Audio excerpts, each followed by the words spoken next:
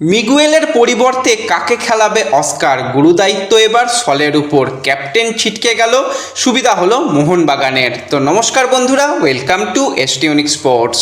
বন্ধুরা, এই ভিডিওতে আমরা কথা বলবো বেশ কিছু ফুটবল আপডেট নিয়ে, যেখানে আইএসএল নিয়ে কথা বলার সাথে সাথে কথা বলবো ইস্টবেঙ্গলকে নিয়ে, মোহনবাগানকে নিয়ে। তো খুবই ইন্টারেস্টিং ভিডিও হবে, শুরু থেকে শেষ পর্যন্ত দেখো। ভিডিও ভালো লাগলে সকলে একটু লাইক শেয়ার করে দিও, আর যারা চ্যানেলে প্রথমবারের জন্য এসেছো মনে করে চ্যানেলটাকে সাবস্ক্রাইব করে নিও, তাহলে প্রিয় দলের খেলার সমস্ত আপডেট তোমরা এখানে পেয়ে যাবে। তো চলো আর দেরি না করে ভিডিও শুরু করা যাক। তো আজ কিন্তু আইএসএলের সবথেকে গুরুত্বপূর্ণ ম্যাচ মোহনবাগান সুপার জায়েন্ট খেলতে যাচ্ছে। কারণ মোহনবাগানের লাস্ট কয়েকটা ম্যাচের দিকে তাকালে তারা কিন্তু যে খুব ভালো ফুটবল খেলেছে সেরকমটা নয়। লাস্ট ম্যাচে তারা অবশ্যই ম্যাচ জিতেছে, কিন্তু তারা যথেষ্ট চাপে ছিল। তার আগে দুটো ম্যাচ ড্র, একটি ম্যাচ হেরে যাওয়া। তো সব মিলিয়ে মিশিয়ে কিন্তু মোহনবাগানের কাছে আজ আবারও সুযোগ এসেছে পয়েন্ট টেবিলের টপ পজিশনে যাওয়ার। তো আজ সন্ধ্যা 7:30 থেকে নর্থ ইস্টের মুখোমুখি হতে চলেছে মোহনবাগান সুপার জায়েন্ট। তো যারা যারা ভিডিও দেখছো স্কোর লাইন প্রেডিকশান করো একটি করেই, যে আজকের ম্যাচের রেজাল্ট কি হবে। যাদের প্রেডিকশান মিলে যাবে তাদের নাম কিন্তু পরবর্তী সময় শেয়ার করা হবে। তাই যারা যারা ভিডিও দেখছো সকলে কিন্তু স্কোর লাইন প্রেডিকশান করো। তো বর্তমানে পয়েন্ট টেবিল অনুযায়ী মোহনবাগান রয়েছে 8 ম্যাচে 17 পয়েন্ট নিয়ে 2 নম্বর পজিশনে, এবং নর্থ ইস্ট রয়েছে কিন্তু 8 ম্যাচে মাত্র 7 পয়েন্ট নিয়ে পয়েন্ট টেবিলের 7 নম্বর পজিশনে।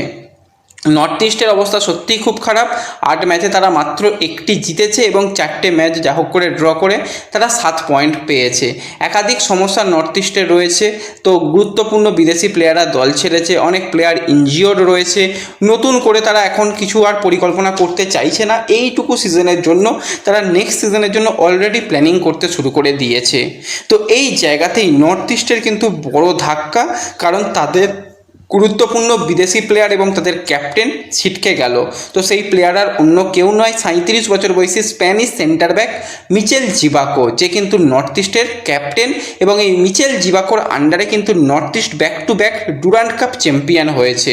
তো এই মিচেল জিবাকো কিন্তু সেই ইঞ্জুরির কারণে পুরোপুরি সিজন আউট হয়ে গেছে, যেটা কিন্তু জুয়ান পেদ্রো বেনালি সে কিন্তু সাংবাদিকদের জানিয়েছে।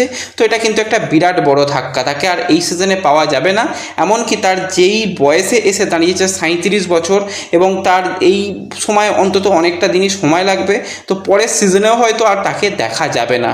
তো নর্থ ইস্টের হয়ে কিন্তু মিচেল জিবাকোর যে অধ্যায় ছিল সত্যি অসাধারণ ছিল, কারণ অনেক বড় বড় প্লেয়ার, অনেক নামি দামি প্লেয়ার নর্থ ইস্টে এলেও কিন্তু কেউ ট্রফি দিতে পারেনি। তো নর্থ ইস্টকে কিন্তু জোড়া ডুরান্ড কাপ ট্রফি দিয়েছে কিন্তু এই মিচেল জিবাকোর ক্যাপ্টেনশিপে, এবং সত্যি খুবই একজন আন্ডাররেটেড প্লেয়ার ছিল এবং খুবই ভালো পারফরমেন্স করেছে। তো দেখা যাক সে কত দ্রুত সুস্থ হয়, এবং পরবর্তী সময় সে যদি নর্থ ইস্টের কোচিং স্টাফ পদেও নিযুক্ত থাকে তাহলেও খারাপ হবে না। তার এক্সপিরিয়েন্স কিন্তু হিউজ রয়েছে। তো এটা কিন্তু তাদের একটা বড়সড় ধাক্কা। এবং এছাড়া যদি তাদের দিকে তাকাই তো সেখানে জিতিন এমএস সেও কিন্তু ইনজুরির কারণে আজকের ম্যাচের জন্য অ্যাভেলেবেল নেই। তো সেক্ষেত্রে কিন্তু মোহনবাগানের এক্ষেত্রে অনেকটাই সুবিধা হবে। হ্যাঁ, মোহনবাগানও চোট আঘাত সংক্রান্ত সমস্যায় ভুগছে, তাদেরও গুরুত্বপূর্ণ প্লেয়ার অ্যালবার্টো রড্রিগেজ সে কিন্তু আজকের ম্যাচ খেলতে পারবে না। গুরুত্বপূর্ণ মিডফিল্ডার আপুইয়া সেও কিন্তু আজকের ম্যাচের জন্য নেই। তো সেক্ষেত্রে তাদেরও চাপ রয়েছে। কিন্তু অন পেপার দেখতে গেলে মোহনবাগান এই নর্থ ইস্টের থেকে বহু গুণ এগিয়ে রয়েছে। তো আজকে তারা ম্যাচে যদি সিঙ্গেল পয়েন্টও আনতে পারে তাহলেও কিন্তু পয়েন্ট টেবিলের টপ পজিশনে চলে যাবে। তো লিগের লড়াই কিন্তু জমে যাবে, এবং মোহনবাগান তো অবশ্যই চাইবে যে তারা সেই 1 নম্বর পজিশনটাকে ফিরে পেতে, কারণ মুম্বাইয়ের বিরুদ্ধে হারার পর থেকেই তাদের অবস্থা খারাপ হয়েছিল। তো আজকে 3 পয়েন্ট এলে কিন্তু তারা 9 ম্যাচে 20 পয়েন্ট পর্যন্ত পৌঁছে যাবে। যদি সিঙ্গেল পয়েন্টও আসে তাহলেও কিন্তু 9 ম্যাচে 18 পয়েন্ট নিয়ে পয়েন্ট টেবিলের টপ পজিশনে চলে যাবে। তো আজকে যদি মোহনবাগানের প্ল্যানিং নিয়ে কথা বলি তো মোহনবাগান মূলত 4-3-3 ফরমেশনে কিন্তু তাদের দলকে খেলাতে পারে। তো সেক্ষেত্রে গোলের তলায় বিশাল কাইত শুরু করবে। ডিফেন্স লাইনে টম অলরেডের সঙ্গে কিন্তু মেহতাব সিংকে আমরা সেন্টার ব্যাকে দেখতে পাবো, সাইড ব্যাকে সুভাশিস বোস, অপর দিকে টেকচাম অভিষেক সিং।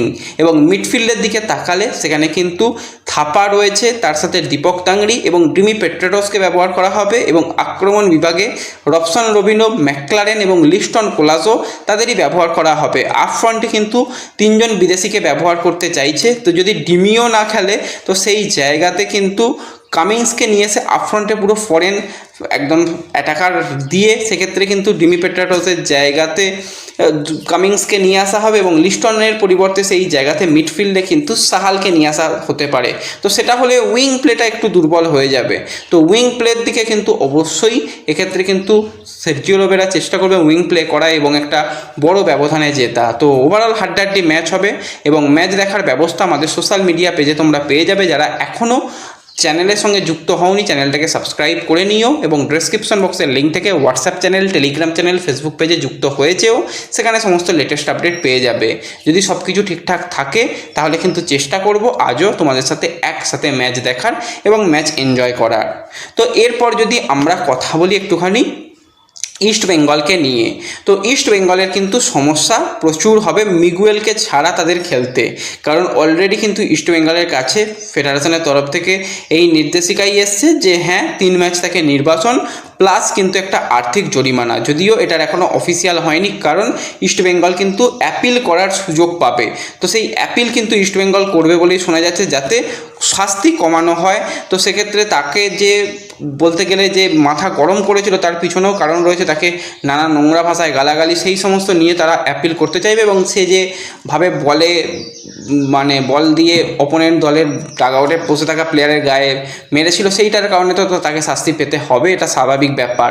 তো এই মিগুয়েল না থাকায় কিন্তু অবশ্যই ইস্টবেঙ্গলের খেলায় তো প্রভাব পড়বেই, কারণ ইস্টবেঙ্গলের সামনে অবশ্যই প্রত্যেকটা ম্যাচই কিন্তু মাস্ট উইন ম্যাচ রয়েছে। সেক্ষেত্রে গুরুত্বপূর্ণ প্লেয়ারকে না পাওয়া গেলে খুবই চাপ হবে। হ্যাঁ, ইস্টবেঙ্গল মাঝখানে অনেকটা দিন সময় পাচ্ছে, এই জায়গায় নিজেরা কিন্তু মিগুয়েলকে ছাড়া পরিকল্পনা করার একটা সময় এবং সুযোগ পাবে।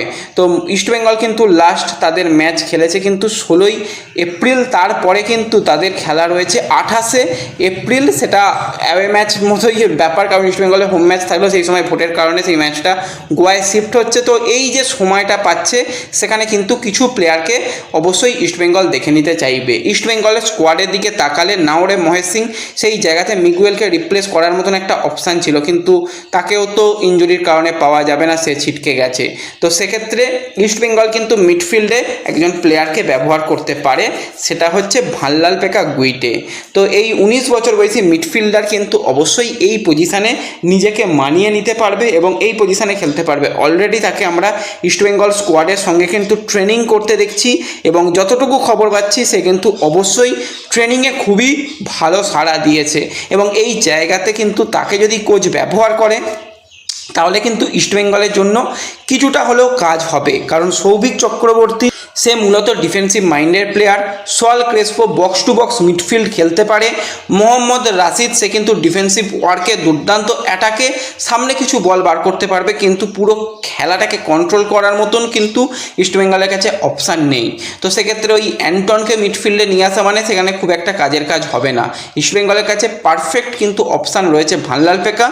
এই রকম প্লেয়ারকে সুযোগ দিতে হবে। যে দলগুলো তাদের ইউথ প্লেয়ারকে ট্রাস্ট করেছে তারা সত্যিই খুবই ভালো খেলছে। তোমরা একটু নর্থ ইস্টের দিকে তাকিয়ে দেখো, ম্যাকার্টন সেও কিন্তু একজন বাচ্চা ছেলে, তাকে সুযোগ দিয়ে কিন্তু জুয়ান পাদ্রো বেনালি মিডফিল্ডে একটা ভালো অপশান তৈরি করেছে। বা কোরো সিংয়ের মতন প্লেয়ার দেখেছো তোমরা কতটা ভালো প্লেয়ার। তো তারা তো এই একই ব্যাচের প্লেয়ার, তো অবশ্যই এই প্লেয়ারকে ট্রাস্ট করলে কিন্তু ইস্টবেঙ্গলের সমস্যার সমাধান হবে। এবার কিন্তু গুরুদায়িত্ব নিতে হবে কিন্তু সোয়াল ক্রেসপোকে। শুধুমাত্র যে ডিফেন্সিভ ওয়ার্ক নয়, তার সাথে কিন্তু তাকে বক্স টু বক্স মিডফিল্ড খেলা, সামনে সাপ্লাই বাড়ানো এবং তার পাশে যে প্লেয়ার খেলবে লাইক ভাল্লালপেকা গুইটে তাকে দিয়ে কিন্তু ম্যাচ পরিচালনা করাতে হবে। এটা কিন্তু একটা অবশ্যই তার উপর গুরুদায়িত্ব থাকবে যে এই পজিশানে নতুন প্লেয়ারের সঙ্গে একটা নতুন কম্বিনেশন তৈরি করা। তো সব ভালো ব্যাপার এটাই যে ইস্টবেঙ্গল মাঝখানে সময়টা পাচ্ছে, সেই সময়ের মধ্যে চেষ্টা করবে যে মিগুয়েলকে বাদ রেখে কীরকমভাবে পরিকল্পনা করা যায় এবং মিগুয়েলের অন্তত পরের ম্যাচটা তো মিস করছে এটুকু ধরেই রাখো। তারপরেও 3টে ম্যাচ না হলেও যদি 2টো ম্যাচও হয় তো মুম্বাই ম্যাচ যেটা একটা ভাইটাল ম্যাচ হবে সেই ম্যাচেও খুব সম্ভবত মিগুয়েলকে পাওয়া যাবে না। তো এই 2টো ম্যাচকে উদরে দেওয়ার জন্য কিন্তু পেকা গুইটেকে প্রস্তুত রাখা হচ্ছে। তো কারা কারা পেকা গুইটেকে মিডফিল্ডে দেখতে চাও কমেন্টে জানিও। ভিডিও ভালো লাগলে লাইক শেয়ার করে দিও। চ্যানেলে প্রথমবারের জন্য এলে সাবস্ক্রাইব করে নিও। দেখা হবে পরবর্তী ভিডিওতে। ধন্যবাদ।